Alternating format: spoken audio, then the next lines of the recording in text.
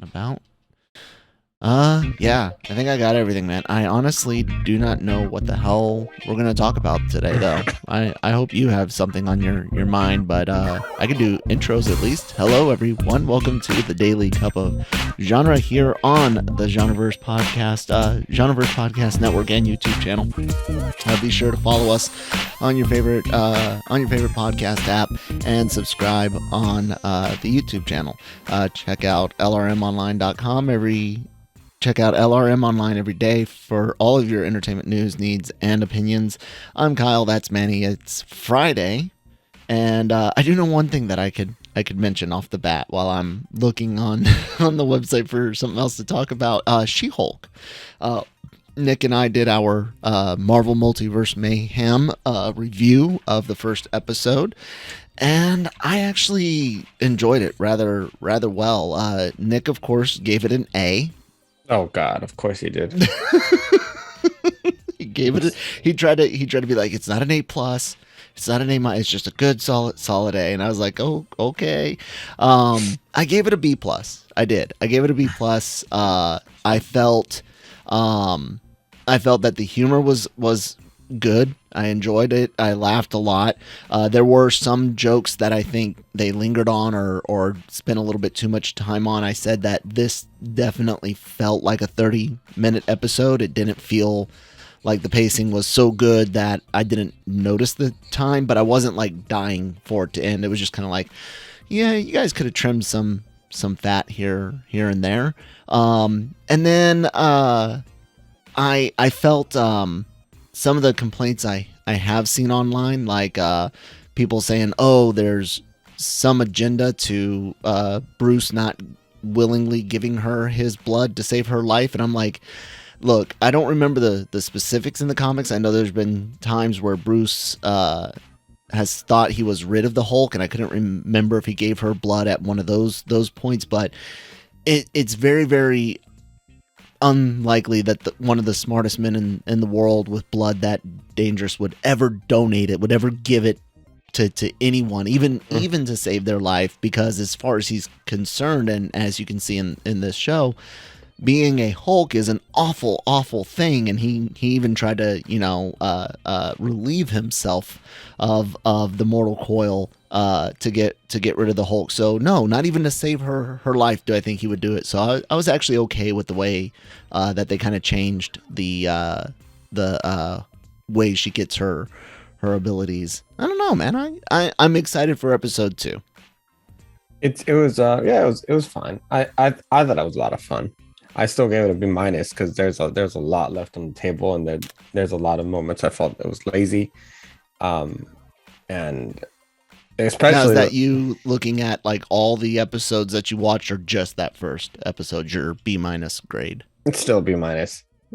If I'm thinking about it just individually, that one in particular, the first one is a B minus. It's just, I also thought the way that she got her powers was kind of lazy. And I just... Well, how else would you have done it then? Because the whole blood transfusion does not make sense. He would not want to give his blood to anyone. Yeah, I know. Well, I mean, it's just the way that she got her powers and was very much in tune with them after watching the Hulk struggle with them for decades. It was a bit of a stretch for me. Okay. And then you combine that with still a lot of moments I had trouble with the CGI. Yes. And just her just feeling out of place instead of like the Hulk looked fine. Like Hulk looked fine.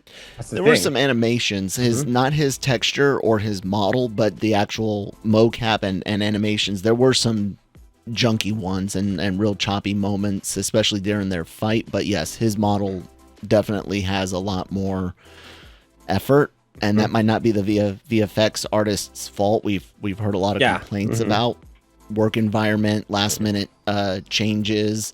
But I will blame Marvel for it. Their name is on it, and it does not look as good as it should.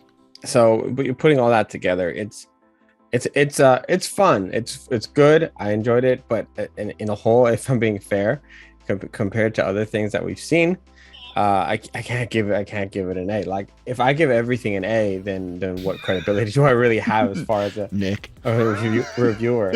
You know, so just being objective. It's the same thing. Like when we do the Cobra Kai episodes, some of them were fine, but based on based on previous work that I've given higher grades, like I can't compare the two and say that they're all on a level playing field.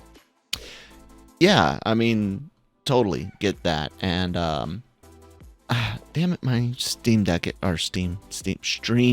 isn't working this morning.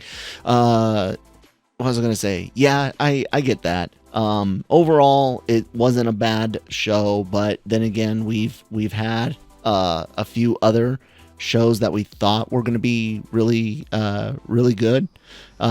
Even making it so far as say 3 episodes in good, like Miss Marvel, and then they just fall off the table. They fall apart. Yeah, man, it's sad, it's disappointing. Hopefully this doesn't follow the same pattern, but it plays like like a sitcom, and to some degree, although there is some continuity between the 2 episodes, I almost wish that they would play like episodically, like kind of like trial of the week or something like that. But it's yeah, we all know why they're not doing that. But it's a good time. I look forward every week, including this week, to seeing people's reaction to like the post-credit scenes, because they're funny and they're great. What about, so let's I don't surf the cesspool that is Twitter too much, and I'm fairly new to Reddit, mostly just doing anime stuff over there. But what do you I thought the whole Captain America get some moment was great. I thought that's hilarious. Yeah. And the fact that it was, when and how it happened is hilarious in my mind. But I know some people already had it out for this show, some for stupid reasons, some for really, really stupid reasons, and some might have some valid reasons to be not wanting to see this show. But do you have any issues with Captain America having lived a little? No, and anyone who does, really needs to get a life, because that's what Captain America was trying to do. The jokes that everyone was making online was like Peggy Carter being mad, things like that. But other than that, it's cool. Like it was fun. Like I said, it's something that I'm glad that they allowed when over on the other side. The Warner Brothers did not allow Harley Quinn to make a similar Batman joke, with Catwoman. So it's nice to see that, because it's funny. It's self-deprecation, and usually Warner Brothers was good with that, especially with Teen Titans. But I guess with Harley Quinn, they maybe take a little too far, but I don't think so. Well, I will. I'll just remind everyone this. Sex is a completely normal, functional part of humanity, and Captain America having some does not mean that he was any less of a good guy, any less of a pure heart than he would have been had his first been Peggy on the in-game alternate universe that he took a pit stop at. So if Captain America getting some does upset you, I'll remind you, he was a young man in an austere environment. If the USO tour was one of the ones there in Europe.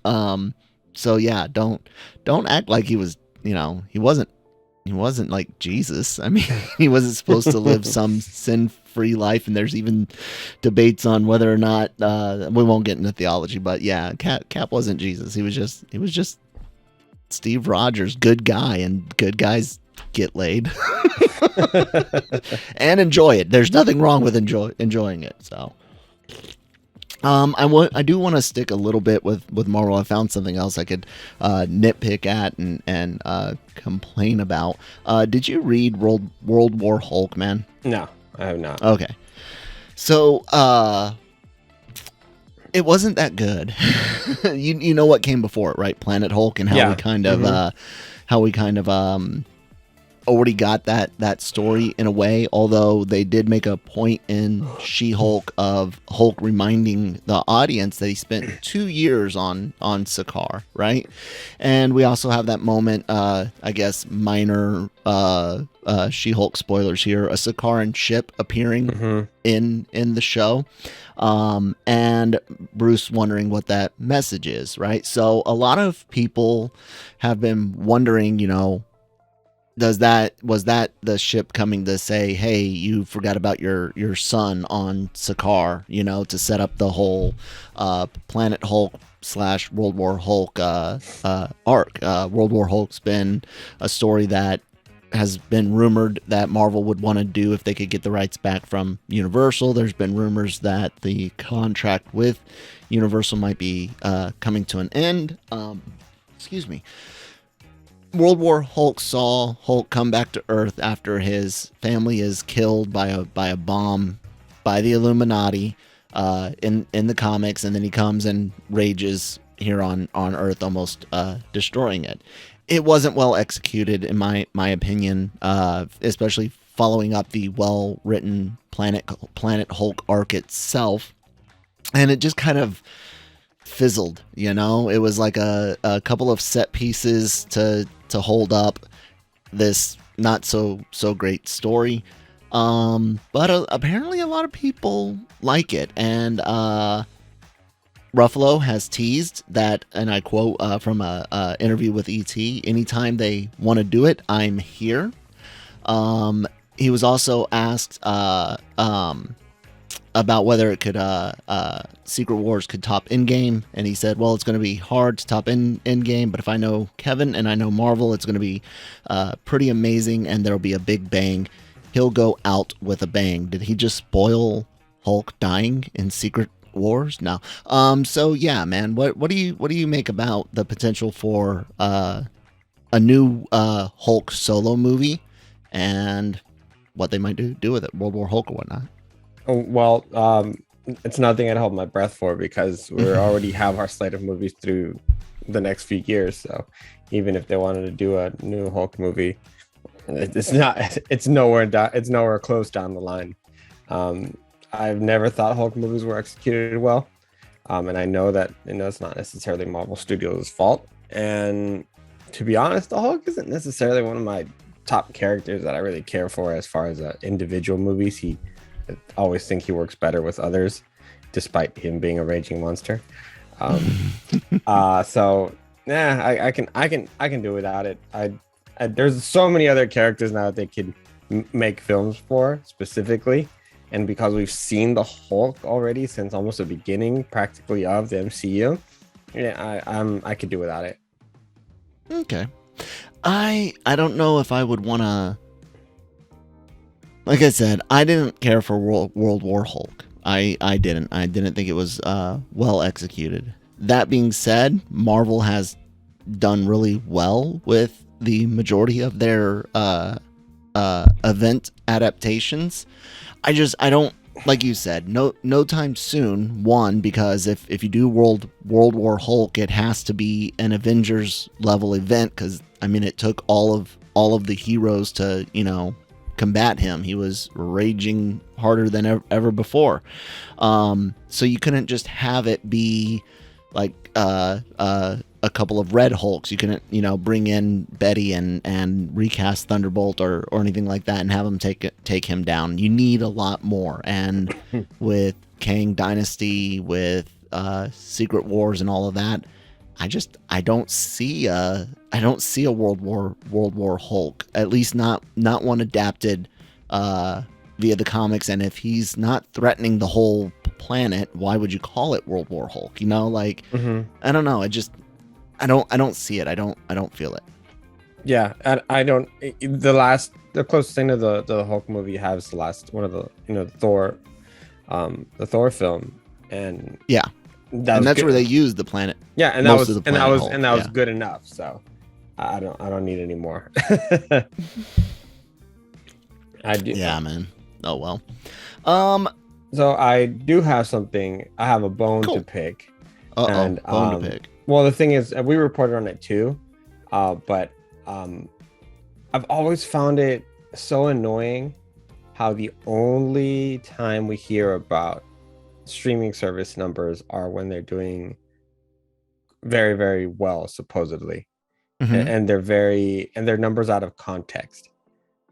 As far as results, and what makes it difficult is that we're in a line of work where we kind of need to see apples to apples as far as to when they did bad, so we can praise them for getting better, for putting something new that's very, very high quality, and at the same time learning from the mistakes that have been made in the past.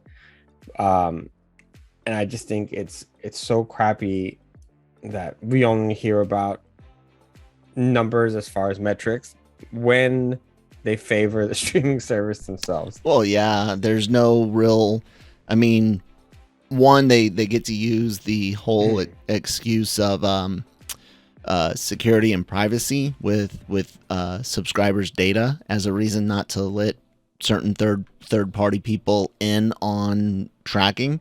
Number two, it's their servers, so they're the only ones controlling access to the amount of times a show is accessed and how long it's accessed and things like that.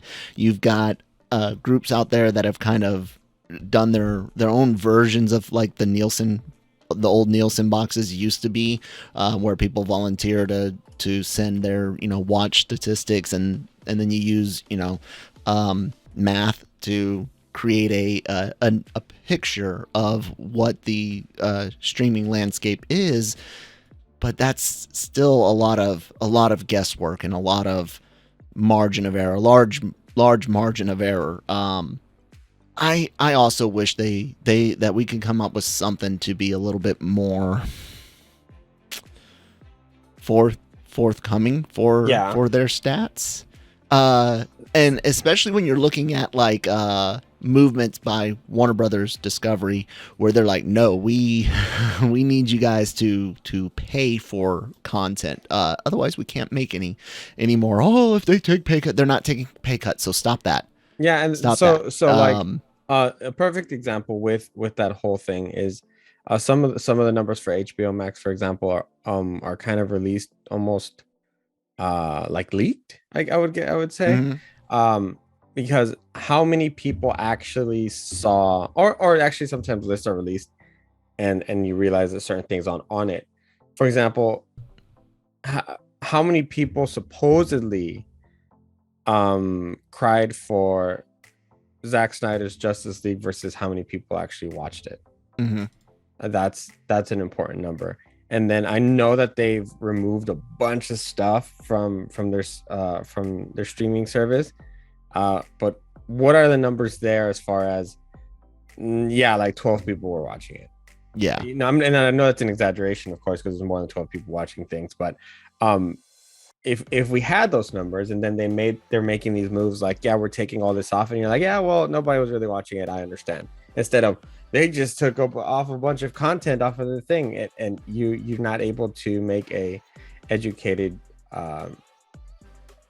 assumption as to what's going on. Although I wouldn't give the internet too much credit as far as being able to make a educated assumption, because reactions sometimes are a little over the top. This is the one thing that I'm curious about. No financial advice at all here, ladies and gentlemen. So do not take even my thoughts here as thoughts you should have. But if I were invested in a company that had these streaming services, I'm going to be thinking of it the same way I do box office numbers and ad revenue that you can report on your TV sales, because you purchase ads, or people purchase ads to place on your channels, on your shows, because I also want to see which shows are doing best. If I'm investing money, I need to know these things. And when it comes to streaming, the only thing they ever throw out, how many subscribers they have. Okay, well, how many of those are permanent subscribers? Those that don't come and go with shows like The Mandalorian, those that don't come and go with shows like Peacemaker on HBO Max. How many of those are solid, sources of income? How much content are they watching? Sure, they're just there watching it, but if they're not engaged with or sure, they're subscribed to it, maybe they're not watching much. If they're not engaged with it, then we're at a risk of losing people and having higher turnover. So these are all types of things that you can get a better sense of feel from traditional media, but you can't really get from what they offer from their own offices. And because it's a fairly new format, I know it's been around for a couple decades now, but relatively new compared to traditional media. And there's not a whole lot of regulation on that stuff. But as an investor, I would want more information. I'm sure. And I'm kind of wondering why. Well, because if they deliver it to investors, it becomes public. Oh, yeah, you're right. So there's no need for they're not giving any. That's what I'm saying. So like I don't know if investors are just like, it's too new to worry about, or we'll trust them because they're the ones behind. I'm with you, man. We need more data. And here on the reporting side, like you said, like how can we compare things if we don't have data? Yeah, and then here's the one that really annoyed me, and this was a big one, was Disney had very happily announced that, well, I don't know if they announced it, but everyone was talking about it, that they're outperforming Netflix as far as subscribers. And those numbers are very skewed as far as out of context when it comes to Disney is outperforming Netflix when it comes to subscribers, because Netflix is just Netflix. Disney used Disney, Hulu, Disney Plus, Disney Stars Plus, and counted each of them one time. Oh, and ESPN Plus. So for example, if I have the bundle, it counted it 3 times. Yeah. So if that's how they did it, yeah, that's very, very shady. They did. That's exactly how they did it. And wow. Netflix is their last reported subscribers were 221 million, just under that number. And now Netflix have gone a little over 221 million overall. To say that you've surpassed Netflix is a huge stretch, because it means you haven't even come close. And all right, fine, you want to release those numbers, then tell me what each of your services are doing individually. Yeah.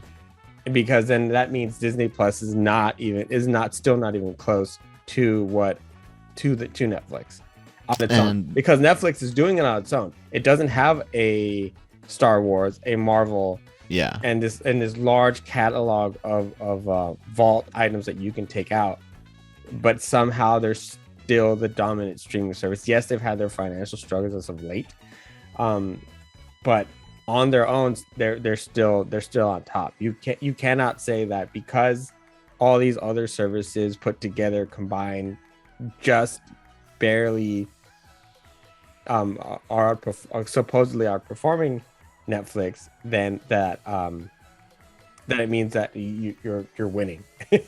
So I pulled up on Statistics website. Statista.com is how I'm saying it. So yeah, absolutely, they counting individual subscribers to each of their services, 221 million, with Disney Plus alone allegedly accounting for 152 million of that.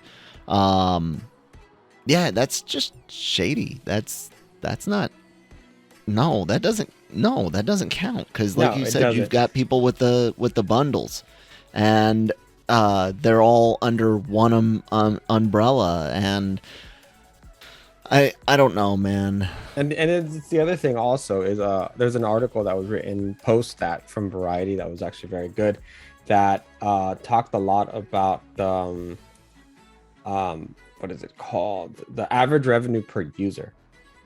And Disney was about at a $6.50, a little $6.25, I think, 6.25 per month per user, while Netflix's was at about $15.95 per user. And so it's interesting also to think that you're also, so one of the other differences is that Disney, because of the way they're doing things, and that's why they're raising the prices, has a much lower per subscriber revenue. But the reason why they can still be more profitable, obviously, because they have all these other places they can pull from as far as finances, while Netflix does not. No. So it's very interesting that I just find it really interesting that Disney has the gall to feel like they can be proud of these numbers when they got to do something, man. They got to do something. They're playing with their park tickets and attendance, trying to find that balance between cost to customers, so you don't outprice too many, but also making up for lost revenue. You've got a lot of increased budgets from the production under COVID conditions, and that the increased costs that come with productions under those, more time apart, more time for shoots, more hours for everyone, which means you're paying everyone more, and you gotta make up for it somehow. I mean, but it's becoming so ridiculous. They just released their prices for their new tiers, whatever, of Magic Keys, and it's becoming nearly impossible for families to go to an average family to be able to go to Disneyland without you really taking a bite out of your savings, your whatever you want to call it, your budget. And instead of being able to save up a year for a Disney trip, now you got to save up 2 or 3 years. And then what are you saving for when things like Avengers Campus have been said to be so meh? Yeah, and then you get there and everything else is so expensive, and then they wonder why their attendance is lower, or why they can't get people on their stupid battle cruiser for $5,000 a night. And it's like, because it's too expensive. That's the problem. And it's just funny to think that this is supposed to be such a family thing. Yeah. And but you know what, credit to them, because there are those very, very there are people who make those decisions and decide that that's what they want to spend all their money on, and spend your money on whatever you want. It's like you and I said, if they keep spending money on it, they're just gonna keep doing it. I am when it comes to Disney, it's all about the fact that you're at Disney World or Disneyland, right? You're surrounded by Disney, and part of what you're paying for is that. Me, I'm the type of person, if I'm going to be out and about at a theme park, the only thing I care to do is ride. Yeah, same. And the only thing I like riding in general are thrill rides and roller coasters. Your wonderful immersion means nothing if it's boring. And most rides at Disney range from boring to, okay, I did it, I'm good, I don't ever need to do it again. And that means I really have no interest in ever going to Disney again. Maybe when I'm completely broke and can't ride anymore, and I can just hop on the scooter and watch the kid have a good day, maybe then I would care to go. But it's not worth the cost to me, is basically what I'm getting at. I would rather spend $60-$70 on a day pass to a Six Flags or to a Cedar Fair park, Knott's Berry, Cedar Point, Kings Dominion. I'd rather do Universal. The park to park Universal tickets are still reasonable. Last time I checked, we hope to actually go sometime early next year. Take Lucas down there. He's big enough. He can ride a lot more rides there. But that's what we do for theme parks. So Disney parks have never. I've been to World once. I've been to Land once. No, I've been to Land a few times, but not in a long time. Just because it's not my bag, baby. Yeah, I get it. And honestly, my ticket value goes a longer way at a Six Flags, because if you divide that per roller coaster, right, the roller coaster that I'll get on, it makes a lot more sense. And then also with Universal, at least I'll get some immersion to films, which is what I really love, is movies and things like that. With Disney, it's like, I don't care about Dumbo. I don't. Nothing. Small World means nothing, absolutely nothing to me, other than awkwardly seeing somebody at a store and saying, God, it's a small world. And relationship with Star Wars right now is not very healthy. No, because ever since they've taken over Star Wars, we've gotten very subpar content. It's not very healthy. So, just be careful though, because very quickly, I know this is maybe something we should have led with. Lord of the Rings has been acquired by bought out by somebody else as far as the rights to their properties, and they are thinking, according to what I saw on it somewhere, and I'll look it up maybe right now real quick. They are thinking of doing spin-off movies. A Swedish entertainment company buys rights to Lord of the Rings films and Tolkien IP. I'm reading, this is just the first site that came up, no endorsement for CNBC, but I just Googled Lord of the Rings rights. Embracer Group is buying them. Yeah, so the last thing I want to see. All right, so sorry about that. I had to take a call from my VA sleep doctor. Yeah, the whole thing about these rights being purchased and things that could be done, that is crazy. And it makes me even wonder, like, what would they ever try to sell it to, like a theme park place? They should to combine it. Could the Lord of the Rings have a Wizarding World style? But the problem is that they would then also need the content to go with it. And I think Lord of the Rings, for the moment, is one of the last remaining kind of mythical, kind of great franchises where you have the core, not the core, you have the content, and it is what it is. It's like if Star Wars never made all this extra stuff. But again, we're getting an Amazon series already coming up, so they are adding a little bit to it. And yes, we did have The Hobbit, so we'll count The Hobbit as like the George Lucas post stuff, episode 1, 2, and 3. And I just don't, as big as a fan as I am of Lord of the Rings, I would never want it saturated as much as Disney has saturated Star Wars. Well, man, we are in that era of everything recycled. You know? Nothing. Not a lot of originality. We're recycling everything except for what we should be recycling. I think that's what I appreciate about horror so much, is that the subgenres are all there and they're kind of similar, but the evolution of horror has been kind of cool to watch the last few years when it comes to the different things that they've been able to do, whether it's a Saw kind of franchise, or then you have your Conjuring type of things, you have your found footage type films that come out, and then every now and then you sprinkle in a classic slasher. And then you have your really deep horror films, you know, that like Jordan Peele's working on, things that you see with like A24. And so yeah, if you can get stand a little blood, a little gore, a little jump scare here and there, I think horror is kind of the way to go, man. It's always and the cool thing is horror comes in all the other genres of its own: comedy, horror, traditional drama.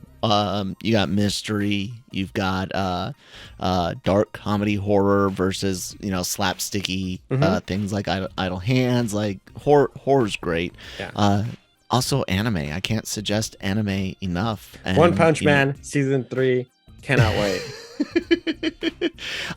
Did you get as upset about the animation difference? Oh yeah, it was seasons? Weird. Yeah. Well, I wasn't upset about it, but because you learn about it early enough. You're like, okay, this is not going to be as good. You just know. so you're not. I wasn't as surprised as maybe some people were. Devil is a part-timer had a big change in its animation style, but it was also like 6 years between seasons. But if you guys like anime, you can find more anime content at lrmonline.com and the Genreverse podcast network. We do all sorts of reviews and reactions with the AVR podcast and AVR Squared. We've also got other great shows dealing with Marvel and Star Wars, general geek and pop culture things here on Daily Cog and Breaking Geek Radio, all available in video format on the YouTube channel and wherever you get podcasts from. Spotify, Google, Apple, SoundCloud, all that good stuff. SoundCloud only through the 26th, getting new episodes. We're changed our distributors over to Sounder, so genreverse.sounder.fm if you want to use that. But Google and Spotify and all the others still work. After the 26th of August, guys, SoundCloud will be back catalog only. And there's celebrity interviews, written articles, reviews, things on comics and games, everything you can imagine at lrmonline.com. Manny, you got anything else you want to say? Minor flex. I'll be at the theater all day tomorrow, catching up on movies. All right, guys. We'll see you hopefully Monday morning, afternoon, something like that. Have a good weekend.